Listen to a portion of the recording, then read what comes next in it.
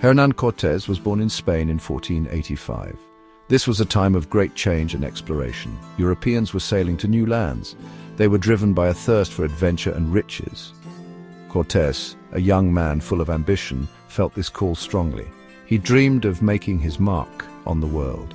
In 1504, at the age of 19, Cortés set sail for the Caribbean. He was eager to find fortune and glory in the newly discovered lands. He landed on the island of Hispaniola, which is now Haiti, and the Dominican Republic. Cortés spent several years there learning about the ways of the New World. He also took part in the Spanish conquest of the island, which exposed him to the realities of colonization. Cortés quickly proved himself to be a capable leader. He was intelligent, resourceful, and ruthless. He gained experience in administration and in dealing with the indigenous populations. These skills would serve him well in the years to come as he set his sights on a far greater prize, Mexico. In 1518, Cortés got his chance for greater glory. He was appointed captain of an expedition to explore the mainland of Mexico. Rumors of a powerful empire in the interior, rich in gold and silver, had reached the Spanish. Cortés was determined to find this empire and claim it for Spain. Cortés set sail from Cuba in February 1519. He had 11 ships and about 600 men. They sailed west, following the coast of Yucatan Peninsula. The journey was not without its dangers. Storms, disease, and even mutiny threatened the expedition. Despite these challenges, Cortés pressed on. He landed on the coast of Mexico in March 1519. He made his base at Veracruz.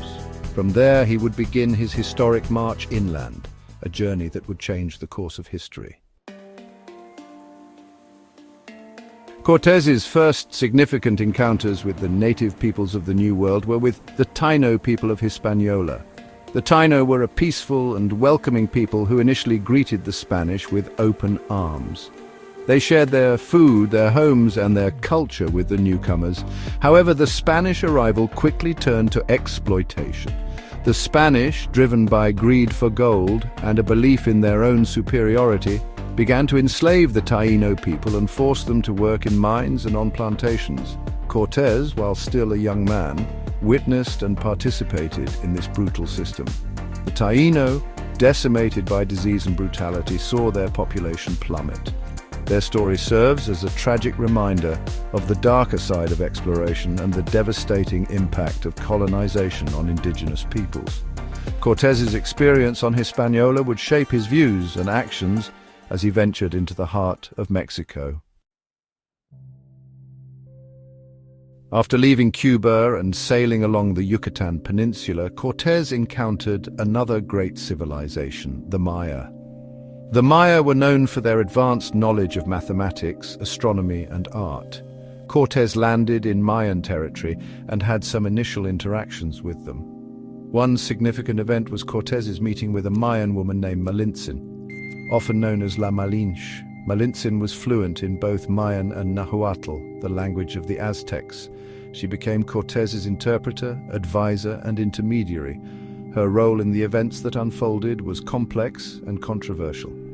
While Cortés's interactions with the Maya were less violent than with the Taino, he still asserted Spanish dominance. He claimed the land for Spain and continued his push inland, seeking the riches of the Aztec Empire. The Maya, like many other indigenous groups, would eventually find themselves under Spanish rule. The Aztecs and Montezuma, an uneasy alliance. Cortés's march inland led him to the heart of the Aztec Empire, a sophisticated civilization centered at Tenochtitlan, located on an island in Lake Texcoco, present-day Mexico City. The Aztecs were ruled by Montezuma II, a powerful emperor. Cortés used a combination of diplomacy and military strength to advance. He made alliances with indigenous groups who resented Aztec rule, exploiting existing tensions to his advantage. He also impressed Montezuma with his horses, weapons, and European technology, which were unlike anything the Aztecs had ever seen. Montezuma, unsure of whether the Spanish were gods or men, received Cortés into Tenochtitlan. However, the relationship between the two leaders was marked by suspicion and mistrust. Cortés, aware of the Aztecs' wealth and power, sought to control the empire. Montezuma, wary of Cortés's intentions, tried to appease him while maintaining his own authority. Diplomacy and conquest, the complex legacy of Cortés. Cortés's conquest of Mexico was not solely achieved through brute force. While military might played a role, Cortés also relied heavily on diplomacy and alliances. He understood that dividing his enemies and exploiting existing rivalries would be crucial to his success. He skillfully negotiated with indigenous groups, promising them freedom from Aztec rule in exchange for their support. These alliances proved invaluable in weakening the Aztec Empire and bolstering Cortés's own forces. However, Cortés's diplomacy was often intertwined with deception and manipulation. He exploited the trust he had built to further his own ambitions. While he initially presented himself as a liberator, his true goal was the subjugation of the indigenous population and the acquisition of their wealth for Spain. The fall of Tenochtitlan, a turning point in history. Tensions between the Spanish and Aztecs eventually erupted into open conflict. In 1521, after a lengthy siege, Tenochtitlan fell to the Spanish. The once mighty Aztec Empire, weakened by internal divisions and European diseases, was brought to its knees. The fall of Tenochtitlan marked a turning point in history. It signaled the beginning of Spanish dominance in the region and the decline of one of the most advanced civilizations in the Americas. The conquest had devastating consequences for the indigenous population, leading to widespread death, enslavement, and the destruction of their culture. Cortés's role in the fall of Tenochtitlan is complex and controversial. He was a skilled military strategist and a ruthless conqueror. He was also a product of his time, driven by the prevailing beliefs in European superiority and the pursuit of wealth and glory. Cortés and the Seeds of New Spain, a complex legacy.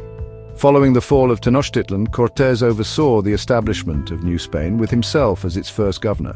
He sought to rebuild the city, now renamed Mexico City, as the center of Spanish power in the Americas. He encouraged Spanish settlers to come to the region and establish systems of government and taxation. However, Cortés's rule was marked by controversy and brutality. He faced challenges from rival Spanish factions and indigenous resistance. His methods of governance were often harsh, and he amassed a significant personal fortune through the exploitation of indigenous labor. Cortés's legacy is a complex one.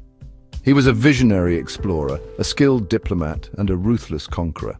He played a pivotal role in shaping the course of history in the Americas, but his actions also led to the suffering and exploitation of countless indigenous peoples. Conclusion: Hernán Cortés and the shaping of a continent. Hernán Cortés's journey to the New World was a pivotal moment in history. His ambition, courage, and ruthlessness left an indelible mark on the Americas. His conquest of Mexico opened the door for Spanish colonization and the creation of New Spain, forever altering the cultural and political landscape of the region. Cortés's story is a tale of exploration, conquest, and the clash of civilizations. It is a story of both great ambition and great tragedy, a reminder of the complexities of history and the enduring impact of colonization. His legacy continues to be debated and analyzed, a testament to the enduring power of his story.